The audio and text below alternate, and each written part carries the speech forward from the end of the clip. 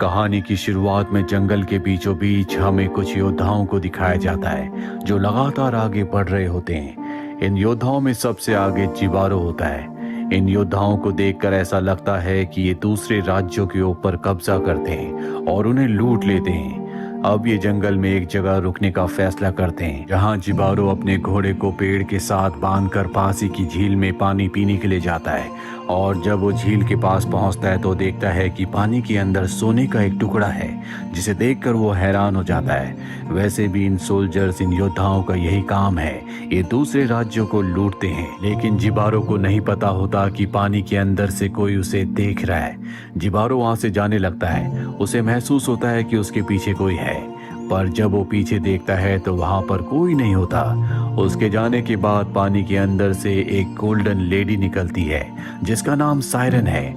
और सायरन अब अजीब सा डांस करना शुरू कर देती है।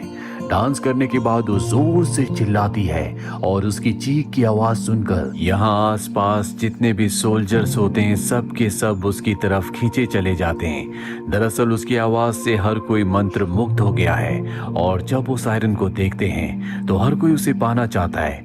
उसे पाने की होड़ में जब वो उसकी तरफ बढ़ रहे होते हैं तो एक दूसरे की तलवार से ही इनकी मृत्यु हो जाती है और जितने बचते हैं वो पानी में डूब जाते हैं। और इस तरह से सायरन की चीख की आवाज से यहाँ सब के सब मारे जाते हैं। सिर्फ एक ही योद्धा बचता है जो होता है जिबारो। सायरन जिबारो को देखती और जोर से चिल्लाती है, लेकिन उसके चिल्लाने की आवाज का उस पर कोई असर नहीं पड़ता क्योंकि वो एक डेफ है, यानी कि उसके पास सुनने की शक्ति नहीं है। और ये देखकर सायरन हैरान हो जाती है क्योंकि आज तक कोई भी उसकी मैजिकल आवाज से नहीं बच पाया। लेकिन उसकी मैजिकल आवाज का जिबारो के ऊपर कोई भी असर नहीं हो रहा होता। उसे लगता है कि शायद उसका मैजिक जिबारो के ऊपर काम नहीं कर रहा। इसीलिए वो पानी के अंदर चली जाती है। जिबारो भी बहुत ज्यादा डरा हुआ होता है क्योंकि उसके सभी साथी मारे गए। लेकिन सायरन एक बार फिर से पानी के अंदर से अपना सर बाहर निकालती है और जिबारो को देखती है। दरअसल जिबारो की तरफ अब वो अट्रैक्ट हो रही है। उसे लगता है कि इसके अंदर कोई खास बात है, इसीलिए उसकी आवाज का, उसके मैजिक का उस पर कोई असर नहीं हुआ। जिबारो अपना घोड़ा लेकर इस जगह से भाग जाता है और थोड़ी दूर जाने के बाद वो एक पेड़ से टकराकर बेहोश हो जाता है। कुछ देर के बाद उसे होश आता है और अब वो अपना सफर पैदल ही तय करता है। चलते चलते वो बहुत ज्यादा थक गया है, इसीलिए नदी के किनारे वो सो जाता है। और जब रात को वो सो रहा होता है तो वहां पर सायरन आती है जो उसे पाने के लिए, जानने के लिए बहुत उत्सुक है। वो उसके आसपास डांस करती है, लेकिन जिबारो जो कि एक डेफ है वो सुन नहीं सकता, इसीलिए उसे सायरन की प्रेजेंस के बारे में कुछ पता नहीं चलता। सायरन उसी के पास सो जाती है। अगली सुबह जब जिबारो की नींद खुलती है तो वो अपने पास सायरन को देखता है और उसे देखता ही रह जाता है क्योंकि उसका पूरा शरीर सोने का होता है जिसमें हीरे, मोती, पन्ने चढ़े होते हैं जो दुनिया की सबसे बेशकीमती चीजें हैं। और तभी सायरन की आंख खुल जाती है। वो वहां से भागने लगती है। जिबारो जब उसे रोकने की कोशिश करता है तो उसका हाथ कट जाता है क्योंकि सायरन की बॉडी की एक लेयर सोने की बनी हुई है। हालांकि जिबारो को समझ में आ जाता है कि ये दोनों अलग अलग दुनिया के हैं। साथ ही जब उसका हाथ कटता है तो खून भी निकलता है, जो इस बात का संकेत होता है कि इस रिश्ते में सिर्फ नुकसान और मौत है।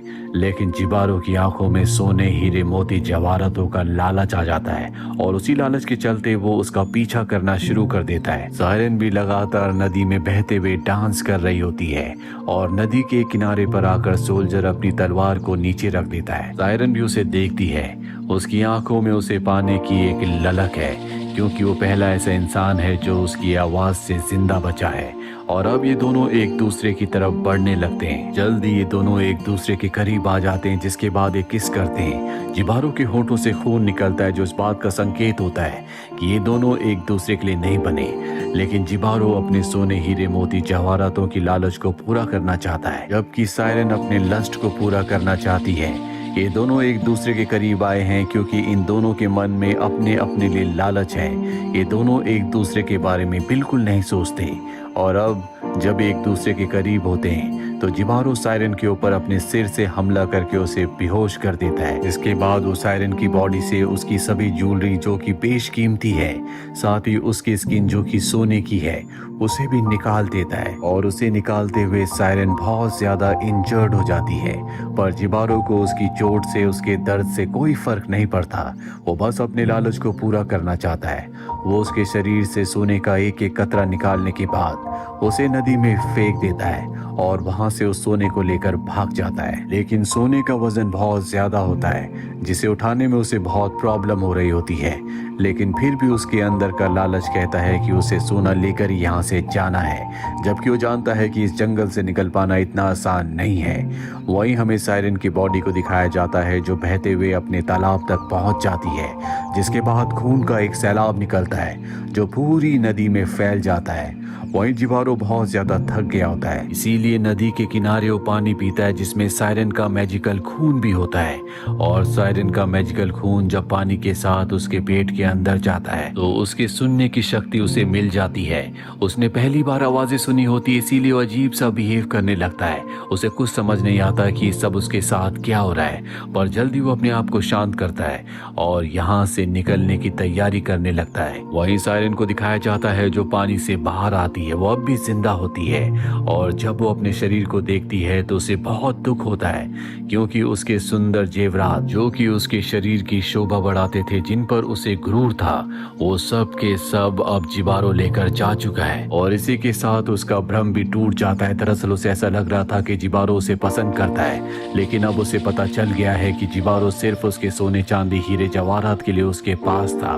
और वहीं हमें जिबारो को दिखाया जाता है जो नदी के किनारे है। सायरन उसे देख लेती है और दर्द से चिल्लाने लगती है, और अब जिबारो सुन सकता है, इसीलिए वो उसकी आवाज की तरफ अट्रैक्ट होने लगता है। वो चाहकर भी अपने आप को नहीं रोक पाता, और जब सायरन ने देखती है तो वो जोर से चिल्लाती है, जिसके बाद जिबारो बड़ी तेजी से घूमता हुआ, डांस करता हुआ उसकी तरफ खींचा चला जाता है। और उसका भी वही हश्र होता है जो उसके सभी साथियों का हुआ था।